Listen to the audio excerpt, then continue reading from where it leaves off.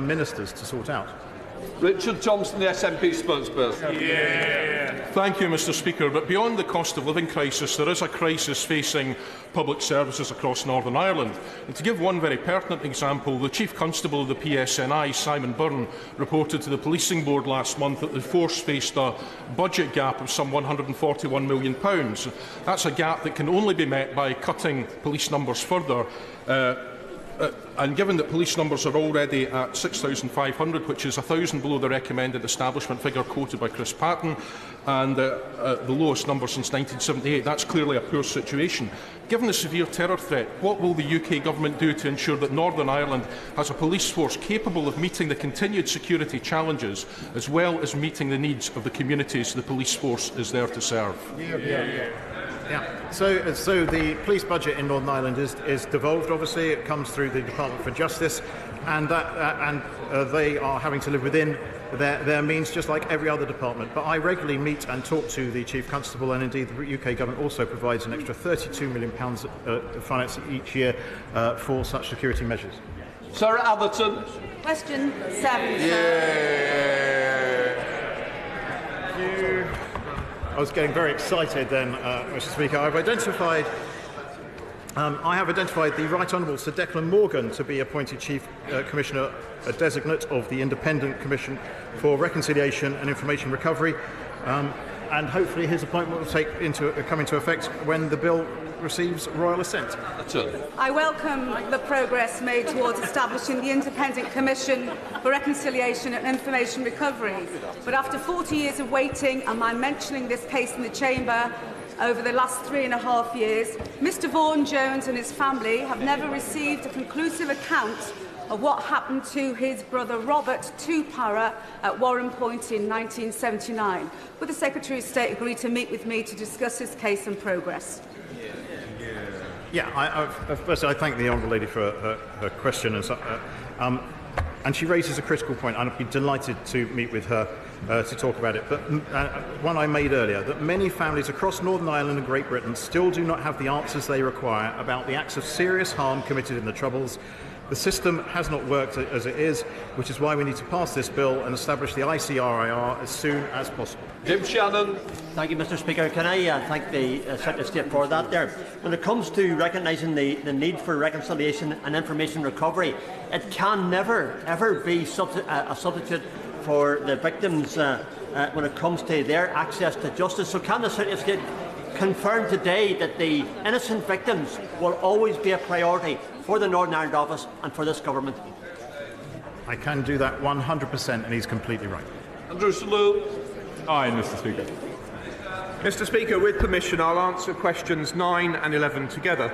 As a result of the Windsor Framework, Northern Ireland will be in a unique position of being part of the UK internal market as of right, having privileged access to the EU market, being under UK services regulation, and having access to the free trade agreements to which we're acceding. In addition, I've led trade missions with InvestNI to Canada and South Korea to promote brilliant Northern Ireland businesses overseas, and will take further similar steps. Salute. What would be the benefit to businesses in Northern Ireland in working with the Export Academy? Mr Speaker, I'm very grateful to him for highlighting the Export Academy brought forward by the Department for Business and Trade. And to illustrate their success, I'd point to Loudon Guitars, who take their products from County Down, their factory in County Down, to customers in Australia. I would encourage businesses across Northern Ireland and indeed across the UK to use the Export Academy, as he implicitly suggests. Thank you, Mr Speaker. How will the new New Deal for Northern Ireland funding help boost economic growth and increase Northern Ireland's competitiveness overseas? Mr Speaker, £400 million of New Deal for Northern Ireland funding will underscore the UK's commitment to supporting and protecting the interests of people and businesses in Northern Ireland. New Deal funding has been invested in projects such as a £15 million project for Skill Up to improve skills, £11 million for a cyber AI hub at Queen's University Belfast, and a number of other projects, including £8 million for InvestNI to help promote trade. Mr Speaker, it's a commitment of which we're very proud, and I could speak at even greater length. Ian Paisley. Mr Speaker, what is the Northern Ireland Office doing And what is the Minister doing to promote Northern Ireland businesses at COP28? This will be a significant opportunity for Northern Ireland businesses to be marketed on the world stage, especially hydrogen technology, which we have a hub there. Mr Speaker, I know that the honourable gentleman has a personal interest in this subject. I'd be very happy to meet with him to discuss how we can do more. I know that there are some excellent businesses in Northern Ireland, like Catagen, with an incredible technology for converting wind power and water into hydrocarbon fuels. And they're extraordinary businesses which should have the opportunity to participate. I'd be glad to meet with him to discuss what more can be done. That completes Northern Ireland questions. We now come to questions to the Prime Minister. Patricia Gibson. Number one, Mr Speaker. Mr Speaker, this morning I opened the Ukraine Recovery Conference alongside President Zelensky. The aim of the conference is to secure a resilient economic future for Ukraine. And as we mark the 75th anniversary of the arrival of the Empire Windrush tomorrow, I'm sure the whole House will celebrate the contribution of the Windrush generation, who have done so much to build the Britain that we cherish today. And, Mr Speaker, this Armed Forces Week, we thank them for all they do to keep our country safe. This morning I had meetings with ministerial colleagues and others. In addition to my duties in this House, I shall have further such meetings later today. Patricia Gibson. Thank you, Mr Speaker. As inflation continues to outstrip pay awards, and tomorrow we expect to see the 13th consecutive rise in interest rates, will the Prime Minister tell the House by how much living standards have fallen during his 8 months in office? Well, Mr Speaker, I've always been very clear. Inflation is putting pressure on family budgets, and that's why the UK government has taken decisive action to support families through this difficult time, including households in Scotland who are receiving considerable support, not just with their energy bills, but also the most vulnerable as well. Mark Benji. Thank you, Mr Speaker. On this side of the House, we have got a proud record of supporting the nuclear industry, which is an essential part of achieving secure, low-carbon energy. I'm delighted that my right honourable friend, the Prime Minister, has given his backing to the next generation of nuclear reactors, including SMR and larger projects, and ask that he now commits to seeing the fuel for these projects manufactured in the UK. This will secure long-term high-skilled employment at key sites in the North West, like Springfields in my constituency, and a supply chain across the UK. Well, Mr Speaker, we are preserving and strengthening the UK's nuclear fuel production capacity through our £75 million nuclear fuel fund. I know that Springfield Fuels in my honourable friend's constituency has benefited from £30 million of funding. And he's right to say that our domestic nuclear fuel sector has a critical role to play in supporting the UK's energy security and independence, and I know that he will continue to be a champion for the industry in this House. We now come to the Leader of the Opposition, Keir Starmer. Thank you, Mr Speaker. Can I join the Prime Minister in his comments about the Windrush generation who've contributed so much to our country and to the armed forces in this week and all weeks? And Glenda Jackson's passing leaves a space in our cultural and political life that can never be filled. She played many roles with great distinction, passion and commitment. Academy Award-winning actor, campaigning Labour MP and an effective government minister. We will never see talent like hers again. Mr Speaker, one of the Prime Minister's own MPs says Britain is facing a mortgage catastrophe. Does he agree with her? Mr Speaker, can I start by joining the honourable gentleman in his tribute to Glenda Jackson? And Mr Speaker, it's also right that we do support those with the mortgages, and this is why the absolute right economic priority is to halve inflation. Because inflation is what is driving interest rates up, inflation is what erodes people's savings and pushes up prices and ultimately makes them poorer. Now, this is why, a long time before I had this job, I highlighted the importance of tackling inflation. It's why that I said it is never easy to root out inflation, but we will take the difficult and responsible decisions to do so. It's an approach that the IMF has strongly endorsed in their words and describing our actions as decisive and responsible. Keir Starmer. Mr Speaker, I realise the Prime Minister spent all week saying he doesn't want to influence anyone or anything. It was certainly keeping to that with his answer. He knows very well the cause of the mortgage catastrophe. 13 years of economic failure and a Tory kamikaze budget which crashed the economy and put mortgages through the roof. So will the Prime Minister tell us how much the Tory mortgage penalty is going to cost the average homeowner? Well, Mr. Speaker, as ever, the honourable gentleman isn't aware of the global macroeconomic situation. But let me do. But substantively,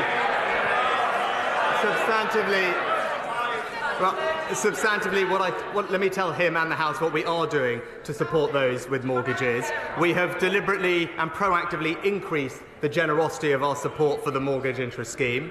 We've also established a new FCA communal duty which will protect people with mortgages, for example, moving them onto interest-only mortgages or lengthening mortgage terms. And we have spent tens of billions of pounds supporting people with the cost of living, particularly the most vulnerable. But that is the difference between us, Mr. Speaker. While he is always focused on the politics, we are actually just getting on and doing the job.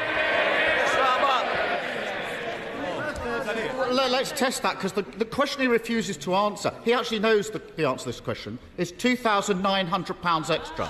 That's the cost to the average family of the Tory mortgage penalty. Now, he was warned by experts about this as long ago as autumn last year, but he either didn't get it, didn't believe it, or didn't care, because he certainly didn't do anything. And when I raised this a couple of months ago, he had the gall to stand at that dispatch box and say he was delivering for homeowners. How is an extra £2,900 a year on repayment delivering for homeowners? Well, so, Mr. Speaker, now let's just look at the facts. Let's look at the facts, because he talks about interest rates. Perhaps the honourable gentleman could explain why interest rates are at similar levels in the United States, in Canada, in Australia and New Zealand, why they're at the highest level in Europe that they've been for 2 decades, Mr. Speaker. That's why it's important that we have a plan to reduce inflation. But in contrast, what do we hear from the honourable gentleman? He wants to borrow an extra £28 billion a year. That would make the situation worse. He wants to ban new supplies of energy from the North Sea. That would make the situation worse. And he wants to give in to unions' unaffordable pay demands. That would make the situation worse. Mr. Speaker, he doesn't have many policies, but the few that he does have all have the same thing in common. They're dangerous, inflationary, and working people would pay the price. Seriously? Sorry? I don't think we need any more, do we? No. Keir Starmer. Mr. Speaker, I appreciate the Prime Minister has a keen interest in the mortgage market in California, but I'm talking about mortgage holders here. And whilst his government is consumed in law-breaking, chaos and division, working people are paying the price. This morning, I spoke to James in Selby. He's a police officer, working hard to keep people safe every day. The Tory mortgage penalty is going to cost him and his family £400 more each and every month. That's nearly £5,000.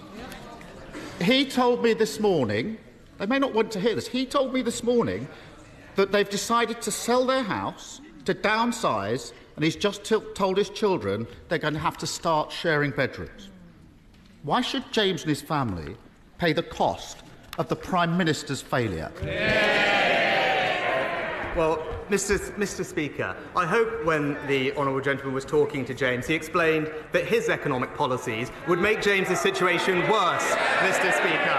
And it's not just me saying that, Mr. Speaker. The Independent Institute of Fiscal Studies says his policy of never-ending debt and borrowing would damage James because it would increase inflation and drive up interest rates, leaving James and everybody else in this country poorer, Mr. Speaker. The IMF has said that our plan prioritises not what is politically easy, but what is right for the British people. That is what responsible economic leadership looks like, Mr. Speaker.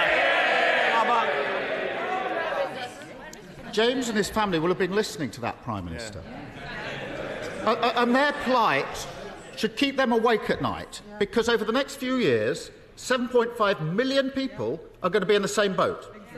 all paying the Tory mortgage penalty, month after month after month. The situation is so dire that repossessions are already up 50%, a total betrayal of the idea that if you work hard, you'll get on. So what's the Prime Minister going to do to make sure more families don't lose their homes?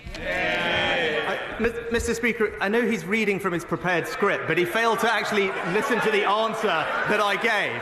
I did actually spell out in detail what we are doing, Mr. Speaker. We've increased the generosity of support for mortgage interest scheme. We did that proactively in advance. We've also established a new FCA consumer duty that will protect borrowers, for example, by allowing them to extend their mortgage terms or switch to interest-only mortgages. And we have spent tens of billions of pounds supporting households with living costs. Those are the practical steps that we are taking to help James and other families who are facing these situations. But what I would say, because he mentioned mortgage arrears and repossessions, I am pleased to say, Mr. Speaker, they are actually running at a level today that is below when we entered the pandemic, Mr. Speaker, because of the actions that we're taking. But more importantly than that, perhaps, Mr. Speaker, is that they are also running 3 times lower than the level we inherited from the last Labour government. Mr. Speaker, I'm sure from the vantage point of his helicopter, everything might look fine. But that's not the lived experience of those on the ground. After 13 years of economic failure across the country, people are paying the price of uncosted, reckless, damaging decisions by the Tory party. And even now, as mortgages go through the roof, the Prime Minister is planning to wave through honours and peerages for those who cause misery for millions. What does it say about this government that while working people are worrying about mortgage hike, paying the bills, even repossessions, the Tory party is rewarding those guilty of economic vandalism? Mr. Speaker, no amount of personal attacks and petty point scoring can disguise the fact that the honourable gentleman does not have a plan for this country, Mr. Speaker. He comes here every week to make the same petty points. We are getting on and delivering for this country. Yes, Mr. Speaker, inflation is a challenge. That's why we are on track to keep reducing it. We are reducing waiting lists. We are stopping the votes, all while he is focused on the past, focused on the politics. It's all talk, whereas from this government and from this Prime Minister, we deliver for the country. Philip, I know you're popular. Come on. Thank you very much, Mr. Speaker. My constituents continue to be concerned about energy prices and energy security. Will the Prime Minister assure me that he will not cave in to the extremist bullies from Just Stop Oil and their patsies on the Labour leadership as well, and instead commit to developing new oil and gas production in the United Kingdom, which will be good for jobs, good for the economy, and make us less dependent on foreign countries for our energy supply? Well, as ever, my honourable friend makes an excellent point. Putin's weaponisation of energy has amplified the need for greater energy security, and that's why we deliberately have launched new licensing rounds for the North Sea. Official forecasts suggest that a block on North Sea oil and gas investment would mean that the UK's dependence on imports would rise substantially. Mr. Speaker, the Labour Party's decision is one that puts ideology ahead of jobs, investment and Britain's energy security. SNP leader Stephen Flynn. Mr. Speaker, in February, the Prime Minister told this here House that borrowing costs are back to where they should be. In March, he boasted we are on track to halve inflation by the end of the year. And in May, he then said economic optimism is increasing. Well, given the dire economic reality of today, is it not now clear that he's taken his honesty lessons from Boris Johnson?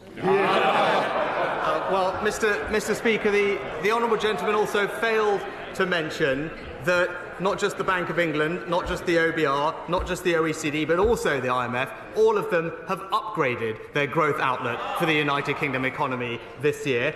Whilst he and others were predicting that this country would enter a recession, the actions of this government have meant that we have so far averted that, and we continue to be on track to keep reducing inflation because that is the right economic priority. Can I just say, I want people to be a little bit more cautious on what they say. This is the present serving Prime Minister. The danger will it could be misled in the way that it was put. Stephen Flynn. Mr Speaker, listening to the Prime Minister's answer, I don't think he quite grasps the reality of the economic situation facing households across these aisles. But how could he? But it doesn't need to be like this. It didn't need to be like this. Because mortgage deals in Ireland, they're not sitting in excess of 6%, they're around about 4.5%. Inflation in the euro area, that's not sitting at 8.7%, it's sitting at closer to 6%. Britain is broke. Now, 7 years after their EU referendum, will he finally admit that it was Brexit that broke it? Mr Speaker, again, I don't think the honourable gentleman was paying attention earlier. Interest rates in this country are at similar levels to they are in America, in Canada, in Australia and in New Zealand, Mr Speaker. The rise in inflation and interest rates is a global phenomenon, but that's why early I set out that it was the right economic priority to have to bring inflation down. That's what this government would do. But that requires, Mr Speaker, that requires difficult and responsible decisions. That's what leadership looks like. I don't think the SNP will ever do the same thing. Virginia Crosby. Thank you, Mr Speaker. Wilver, in my constituency of Anismore, is recognised as the best site for small modular reactors and large-scale new nuclear in the UK. Given the UK government's commitment to nuclear and Wilver, when can my Anismore constituents expect to hear the result of Great British Nuclear's small modular reactor competition? Diolch yn fawr. Well, Mr Speaker, there will be no greater champion for this technology and her community than my honourable friend. My understanding is that the first stage of market engagement is already underway. The expectation is that the down selection process will be launched this summer with an ambition to assess and decide on the leading technologies this autumn. The competition will be open, judicious, fair and robust, and I express all my confidence that we will select the best technology for the United Kingdom. Anxious welcoming it. Right, Stephen Furry.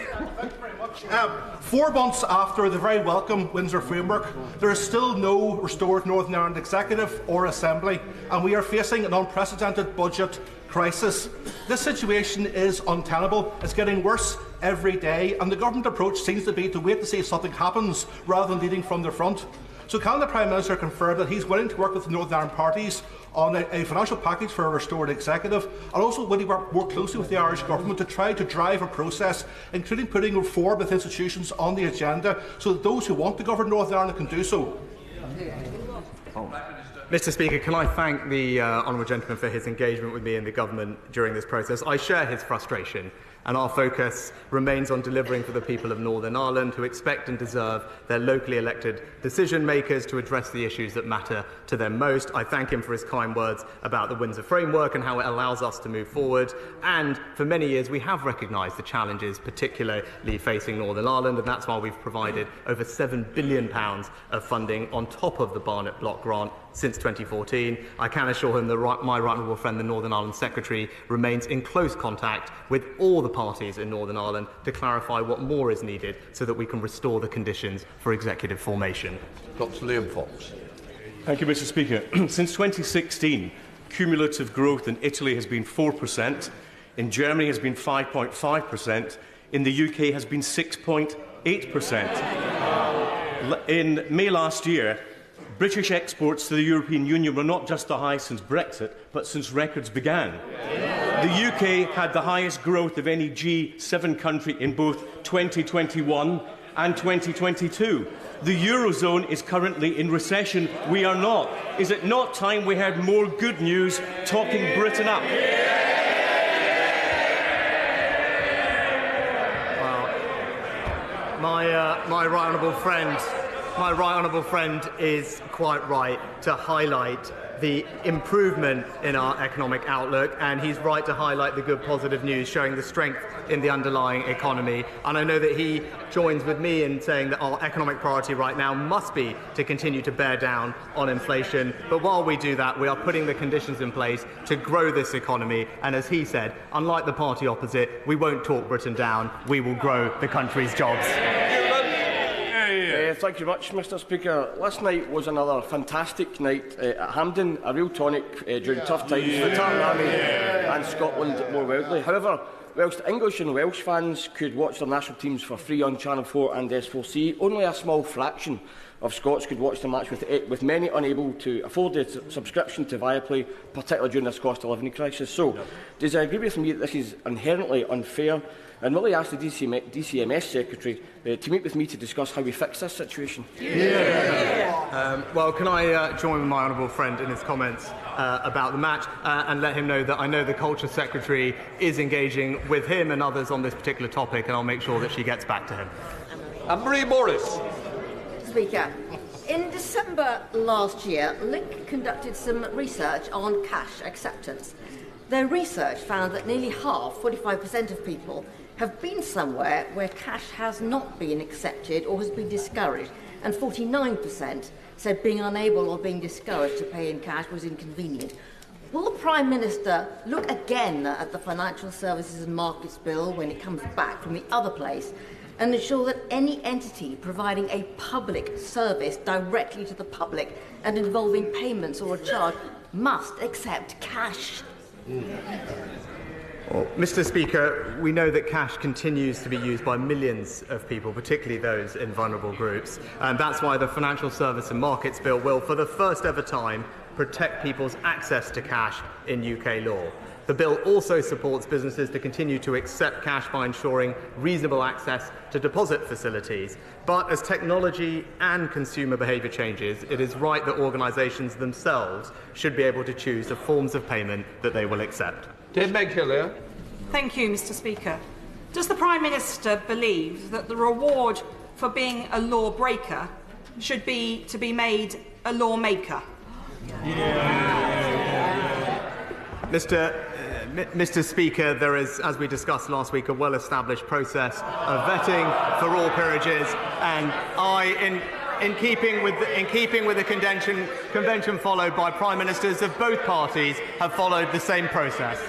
Thank you, Mr Speaker. Wiltshire leads the world in agri-tech, the farming increases in productivity that are going to feed the world's growing population without wrecking the environment. I welcome what the government has done in this space, particularly in gene editing, only possible because of Brexit, of course. Will my right honourable friend acknowledge the work of Wiltshire farmers and tech entrepreneurs, particularly James Dyson, but there are many more? Does he agree with me this is one of the key opportunities for our country to become a high-wage, high-skill, high-tech economy? Mr Speaker, when it comes to agri-tech, we are among the best in the world, with fantastic research bodies, businesses and pioneering farmers and growers, and I join my honourable friend in paying tribute to all of them. They're getting our support with £270 million farming innovation programme, and, as he rightly mentioned, we are seizing the opportunities from our exit from the EU, including through our plans to more quickly develop gene-edited crops that are resistant to drought and flooding, that will drive up growth, productivity and create jobs. Kevin Brennan. Thank you, Mr Speaker. So just to recap, during this Parliament we've had one Tory Prime Minister who turned out to be a proven liar, a second Tory Prime Minister who was outlasted by a lettuce. After this week's pathetic no-show by the Prime Minister, what one word would he use to describe himself? Might it be weak?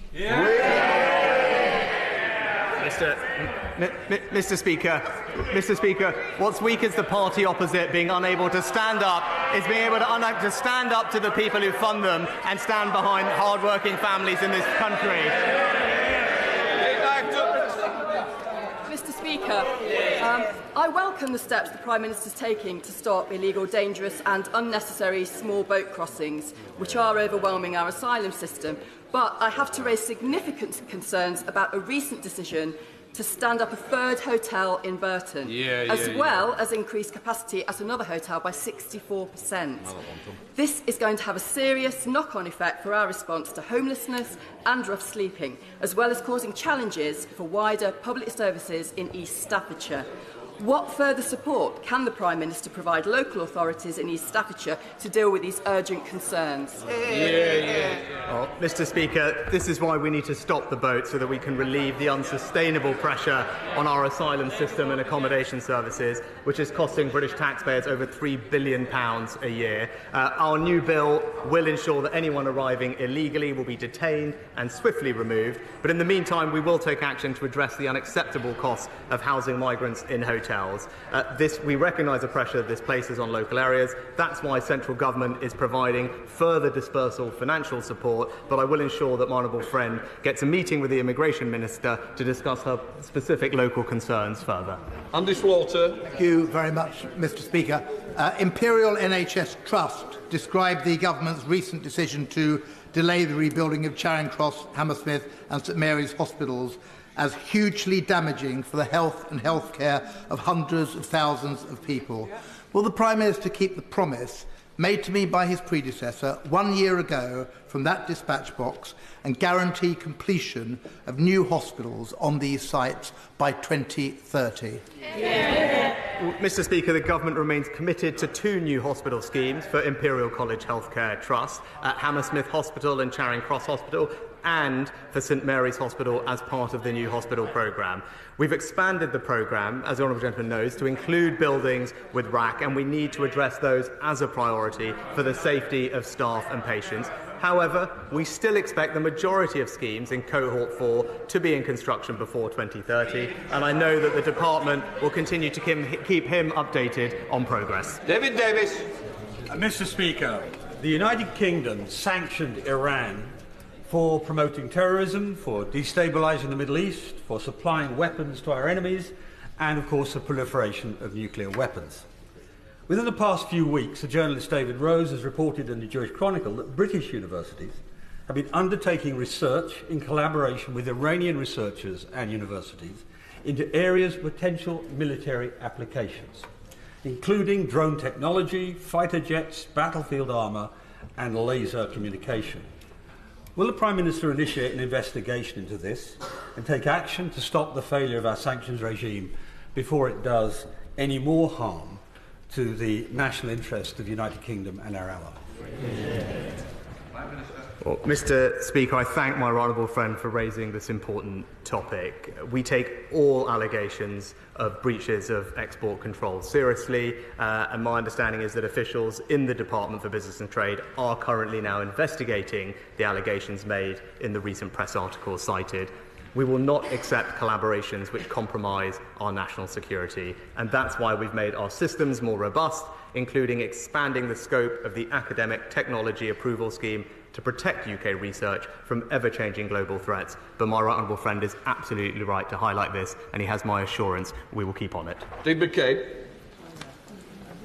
Could any of the material the Prime Minister's government is trying to avoid giving to the COVID inquiry cover his tenure as Chancellor and his eat out to help out policy? Well, Mr. Speaker, as I've said before, I think it is right that we learn the lessons from COVID, and that's why, so that we can be better prepared for the future, and that's why the government has cooperated in a spirit of transparency and candour with the inquiry, handing over more than 55,000 documents so far, Mr. Speaker. That there is a very specific point of disagreement. As the honourable gentleman well knows, it is the subject now of legal proceedings, so I'm not able to comment further. Greg Smith.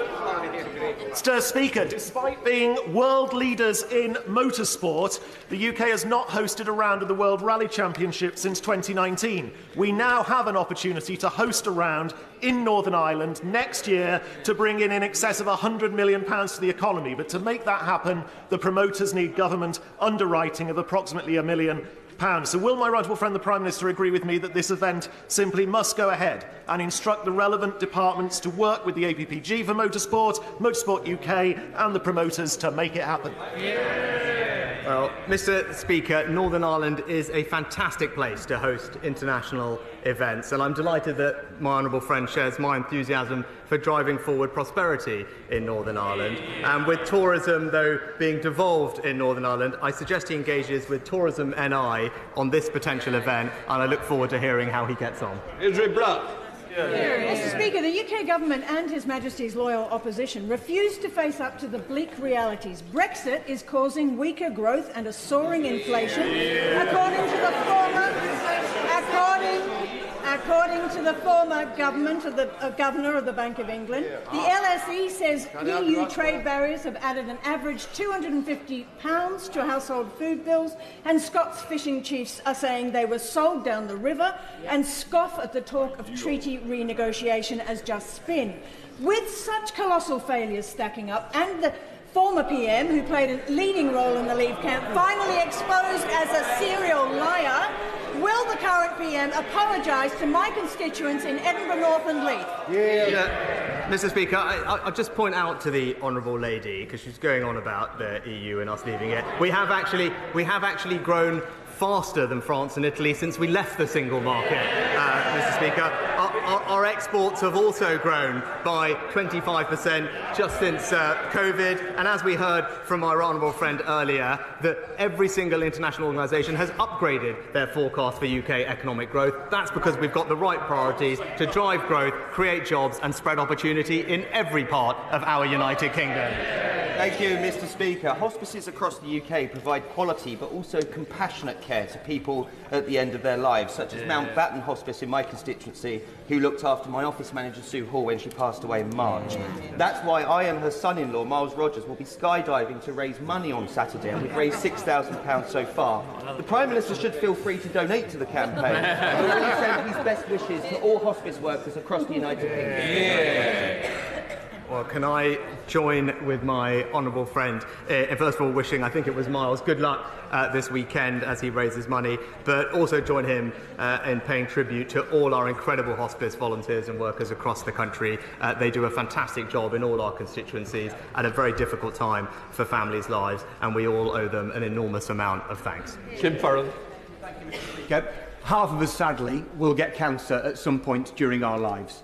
And half of those with cancer will need radiotherapy treatment. Yet 3.5 million people in this country live in radiotherapy deserts where they don't have close access to the treatment, including my constituency, where my patients living in Westmoreland have to travel 3-hour round trips every day to get life-saving treatment. So would the Prime Minister back our proposal for a satellite radiotherapy unit at Westmoreland General Hospital in Kendal, and also help support all the other members living in the radiotherapy deserts to bring radiotherapy close to their communities too?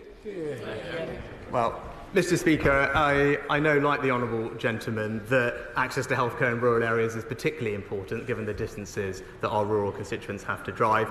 That's why we remain committed to expanding the range of diagnostic services that are available through our proposal to roll out community diagnostic centres. And I think the record-breaking capital budget that we have in the NHS at the moment is delivering that, and I look forward to the department engaging with him on his plans for his local area. Thank you, Mr. Speaker. As the Bank of England are raising interest rates to try to stem spending and therefore preventing inflation being baked into the economy, the same can't be said for those with savings accounts. Would it not be good for people to be encouraged and incentivised to save more? And would my right honourable friend and the Chancellor talk to the industry and encourage them or impel them to actually give a good deal to savers too? Can I thank my honourable friend, because she raises an excellent point. It is vitally important that savers are treated fairly and the markets are functioning as competitively as we'd expect them to be. I'm pleased to tell her that my honourable friend, the Chancellor, is meeting with the industry and the banks this Friday to discuss the matter that she's raised, and will make sure that she and everyone else gets an update after that. Completes Prime Minister's questions. I'll let the Chamber clear. Mr. Speaker.